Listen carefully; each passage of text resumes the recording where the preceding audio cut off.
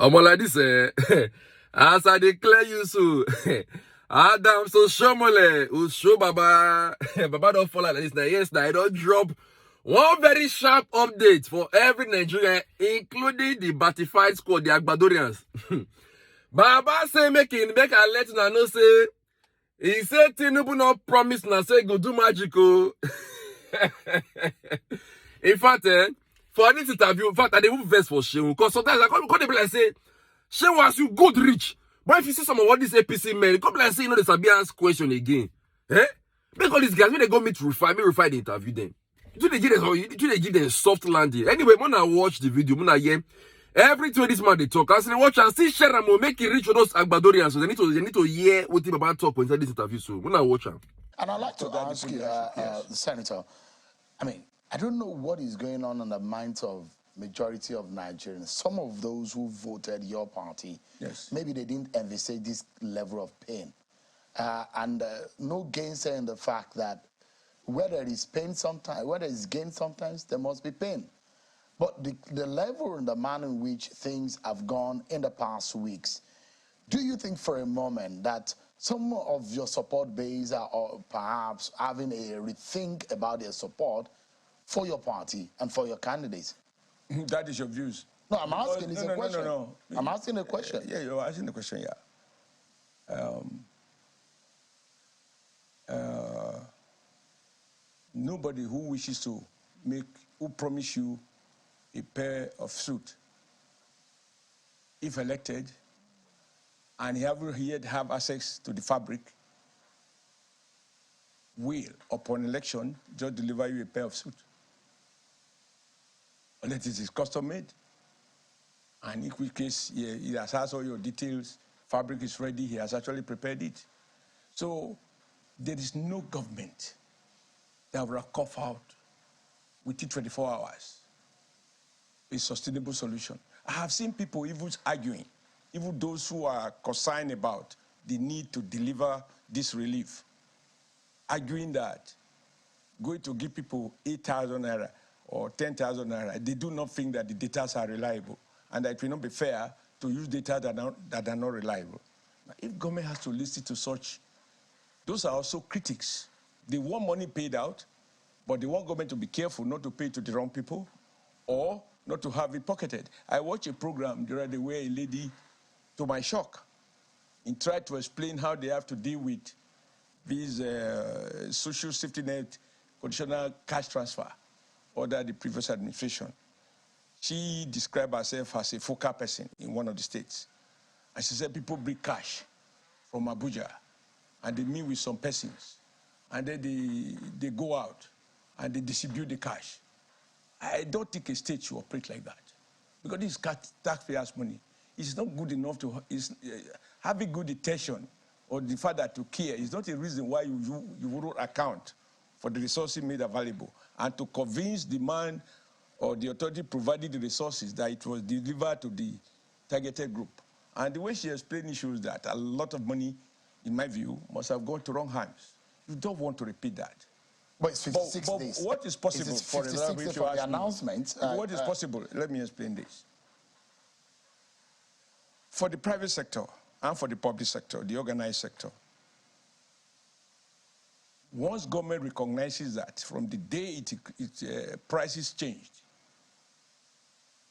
it has had negative impact on cost of living, there is a compelling argument to say, don't delay this process too long. If you do, you will have to pay us arrears to compensate for what we have lost. And for me, it's a powerful argument. It's the argument behind any form of arrears that is paid anywhere in the world.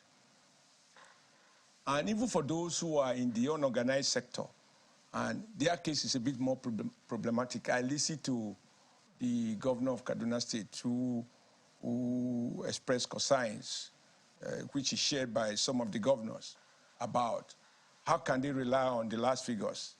And to be honest, that argument is valid. Are we assuming that nobody has died? They have a lot of criminal activities, bandits, people have relocated, new IDP cab have emerged, and so on and so forth.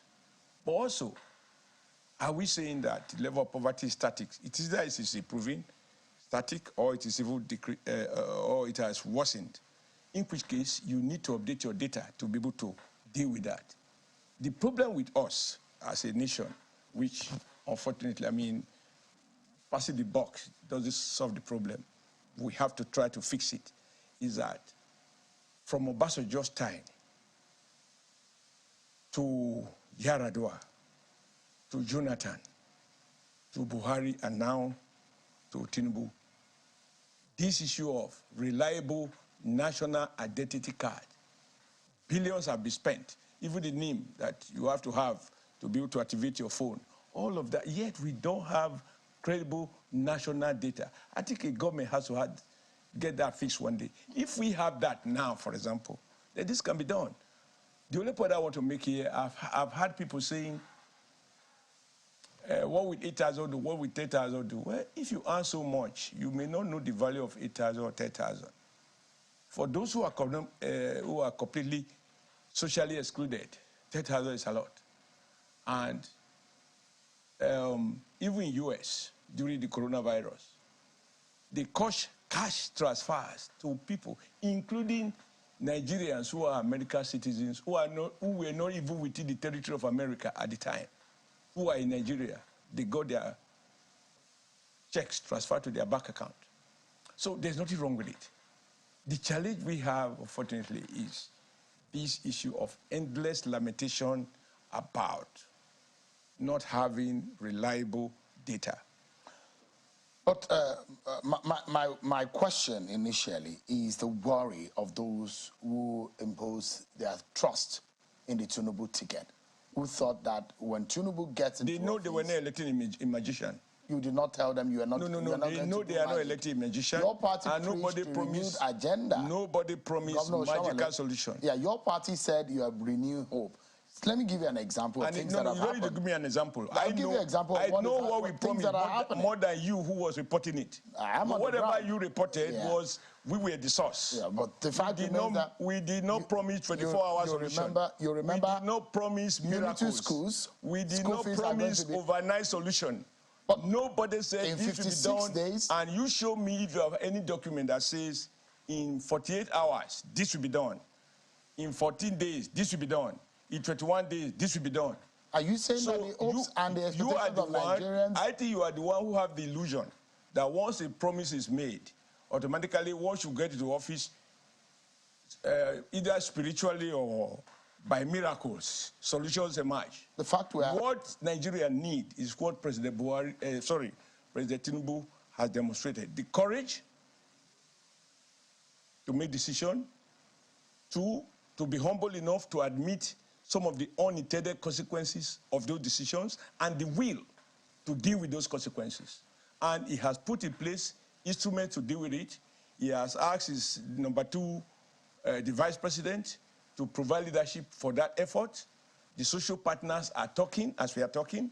And as I said, depending on what they are discussing, I don't want to complicate anybody's issue, but I know that they know that they don't have unlimited time to find a solution, and that it's possible to have short-term, medium to long-term solution. For now, we can deal with short-term solution. It's 56 days since assumption of office, since that policy decision has been made. Yeah. How long more will Nigerians have to wait? That's the question. The patience that they are asking for. There are a lot of people's lives who live on a daily living and earning. Are you Their sure lives you have can been lecture me about impacted. that? I can lecture you more about that. I mean, it's not about that to me. Yeah, I mean, we are having a conversation. Yes. We're having a conversation about the plight of the average Nigerian. Yeah. And your party promised that you are going to change things overnight. From the status quo. Overnight. I didn't say overnight. But your party promised change. My dear friend, Oshiomhole, the last time I was here, or towards the end of last year, you revealed to me that you were moving to a new studio, which is this one. You have a reason why you choose to build a new studio. If you were absolutely satisfied with the old one, you were not about to throw money away because it's a private sector enterprise. How long did it take you between the time your management took the decision and when you now brought this studio to a reality? It takes time. You know it, I know it. So why are you pretending that you are dealing with a policy that has to do with over 200 million people, and that any government can come even before he takes a full audit of what is on ground, look for the money, not as if you have a well where the money was already stockpiled, and then just throw the money out because you want to be seen to have acted within a number of days. You can't argue, Sheil. You can't argue that how many days, whatever number of days you mentioned. 56 days. Yeah, that's interesting. Usually people talk about 100 days. You are able to talk about 56 days. You can't say that these 56 days have not been eventful times.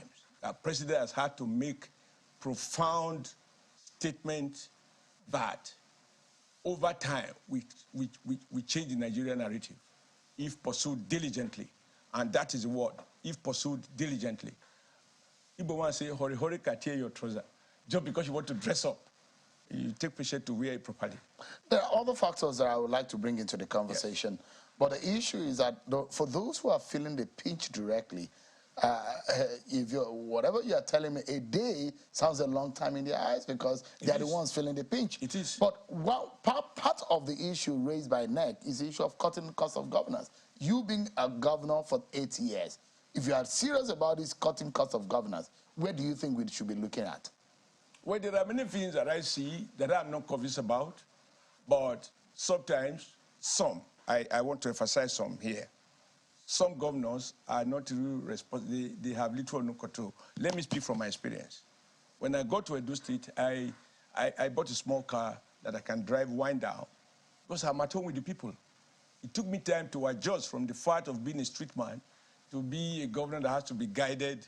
The first thing I got rid of was these 2 big powered motorbikes to escort me to the office. I see the driver doesn't know his way. I got rid of that.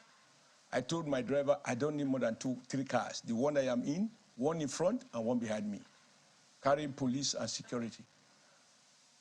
And on occasion, I drive myself. I did like the idea of a bulletproof car because when you are with the people, when I see people waving me, I want to wind down and wave them.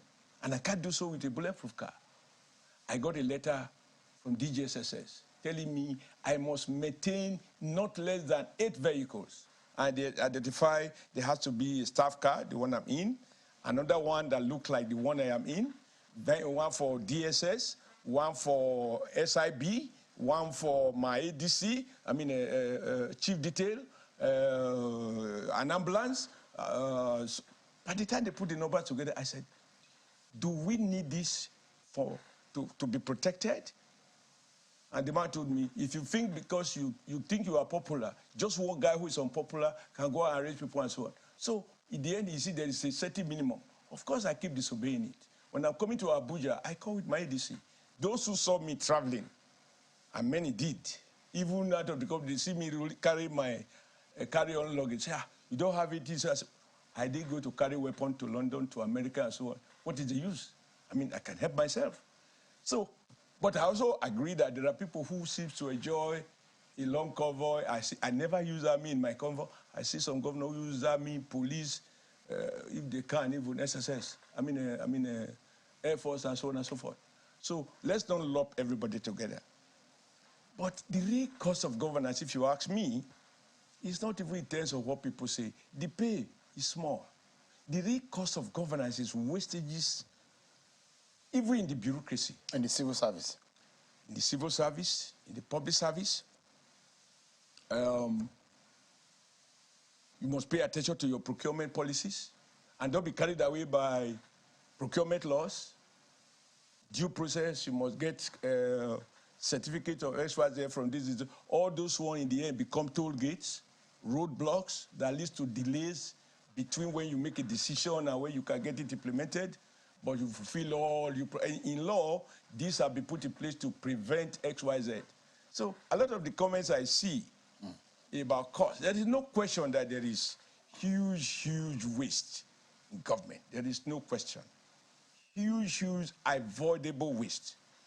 And I will expect that this president will make conscious effort to ensure that as much as possible, it reduces the cost of governance. But there are many things that will happen, even under his nose, that he will not be able to see. People have raised question mark even to the pay and that some of you and your colleagues will be taking in the National Assembly. Yeah.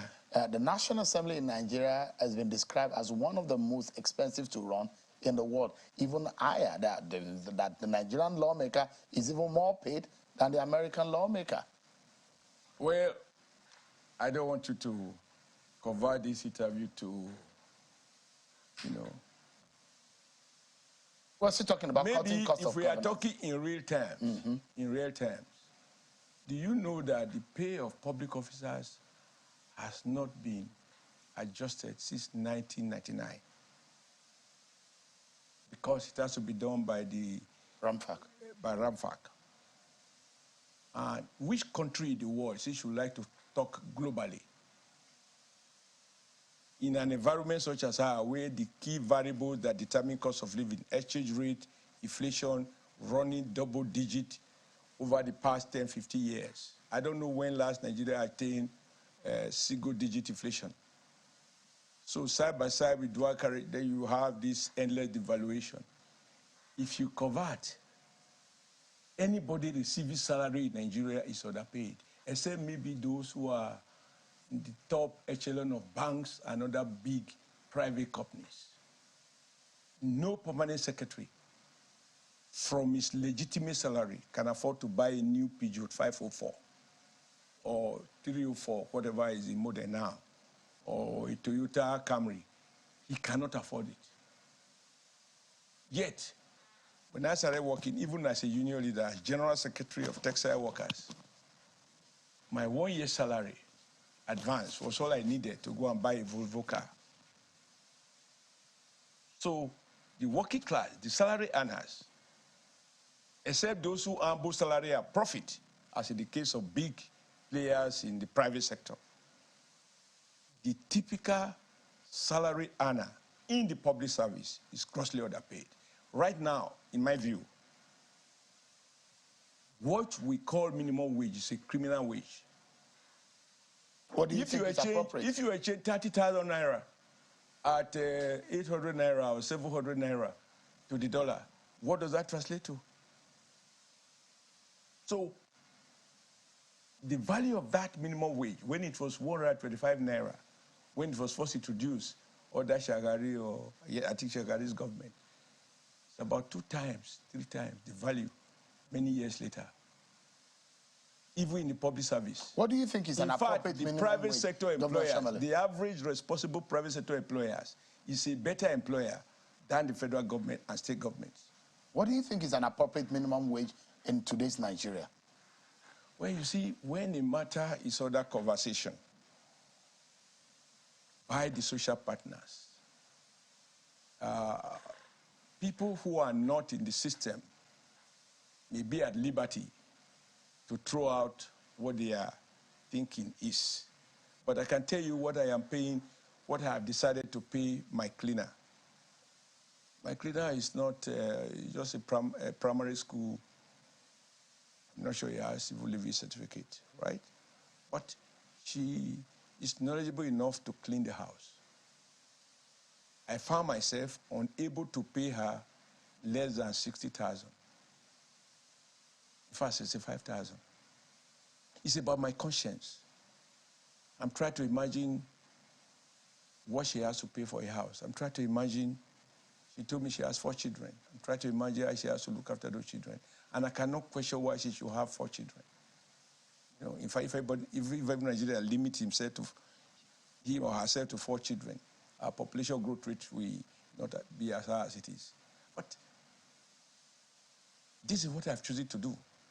Not because I have the money, but because I don't think that, given my background and what I know about living on wages, that I can, in clean conscience, for whatever reason, if I have chosen to employ a cleaner and choose not to clean my house by myself, that is the least I thought I could pay to that guy, so that she will be able to meet, not to deliver a comfortable living standard, but what you call irreducible minimum for her to survive. So if I do that to my cleaner in the house, I have to do a little more to my driver because he requires some training and sometimes even retraining. And my security is in his hand. If he's hungry, I had, when I was working, when I was General Secretary of Texas, I had a driver who, when I say go left, he turn right, he turns left. And when we came back, I complained that why did they ask this guy to drive me? And then the Yoruba guy, he said, T, by get me Reno. He said, if I have not eaten, I don't see road. And I said, so you didn't eat? He said, no, because they called him at the last minute to come and take me from Lagos to Benin and to my village. And so I don't know that I had rushed to have my breakfast. He didn't eat anything. He couldn't say no. But when he, as he said, so he couldn't see well. And that's a huge risk to me. So I think that the private sector employers already understand this. And I'm talking of the serious one, those who at least who are members of NECA. Or even if they are not members of NECA, they are truly fully organized and they recognize that, you know, you are not going to get the productivity from a worker who is starving.